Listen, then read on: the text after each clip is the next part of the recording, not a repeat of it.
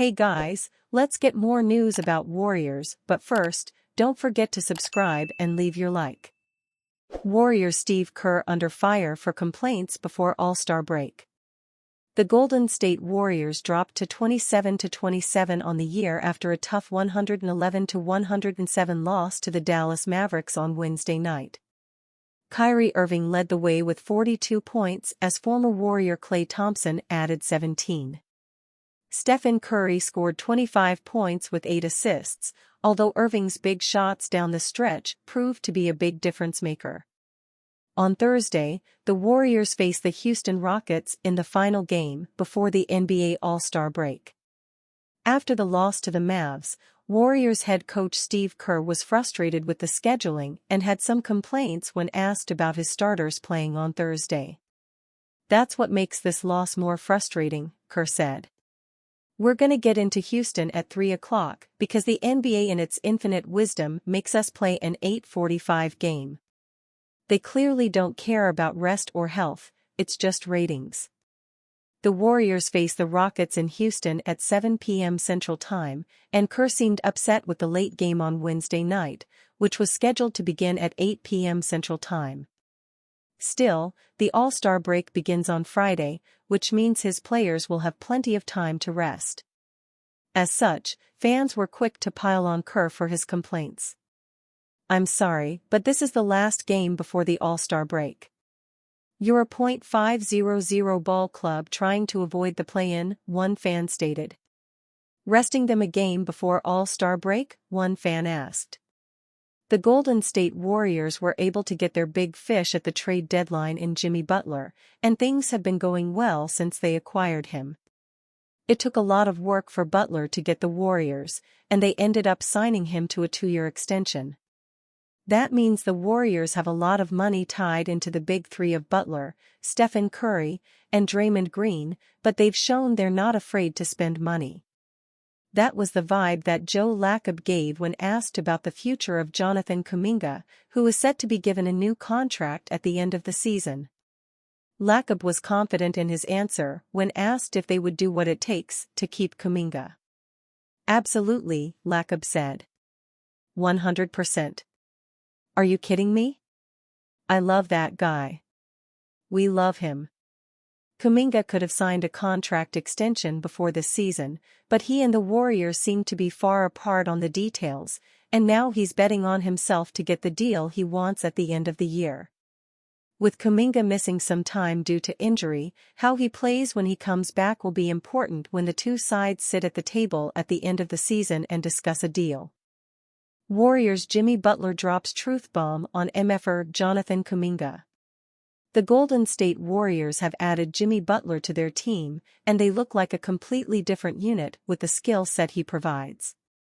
Players on the team have been raving about him so far, as the team is undefeated with him in the lineup. The Warriors are still not at full strength, with Jonathan Kuminga still sidelined with an injury. People are still waiting to see what Butler and Kuminga will look like on the court playing together, and Butler himself thinks that the pairing will work out well. "I figure we'll spend a lot of time together," Butler said via The Athletic's Anthony Slater. "I would like to think I'll make his job a lot easier and he'll also make my job easier. He's another individual they're going to have to guard, they're going to have to pay attention to.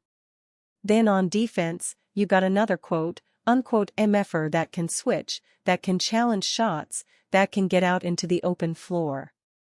Both players have similar skill sets on both sides of the ball, and the Warriors may look to play them together a lot down the stretch of games when they need easy shots and stops on the other side of the ball. Jonathan Kuminga also shared his thoughts about playing alongside Jimmy Butler when he returns to the court. "It's great for us," Kuminga said. "I think it's actually great for me, being around him, trying to pick up some of the stuff he does. I feel like I see myself kind of like having a similar type of game." There were thoughts that Kuminga would have to be traded in order for them to acquire Jimmy Butler, but the Warriors only had to give up Andrew Wiggins, Dennis Schroeder, and Kyle Anderson. The question now is if the Warriors will be able to re-sign Kuminga, especially since they signed Butler to a 2-year deal after trading for him. Warriors owner Joe Lacob was confident in his answer when asked if they would do what it takes to keep Kuminga. "Absolutely," Lacob said. 100%. "Are you kidding me? I love that guy. We love him." The Warriors and Kuminga couldn't come to a contract agreement before the season, and it will be interesting to see what those talks will look like at the end of the season. With Kuminga missing some time due to injury, how he plays when he comes back will be important when the two sides sit at the table and discuss a deal. Klay Thompson's strong message to Mavericks after defeating Steph Curry, Warriors. Klay Thompson and the Dallas Mavericks will be short-handed for a few weeks after Anthony Davis was sidelined with an adductor strain.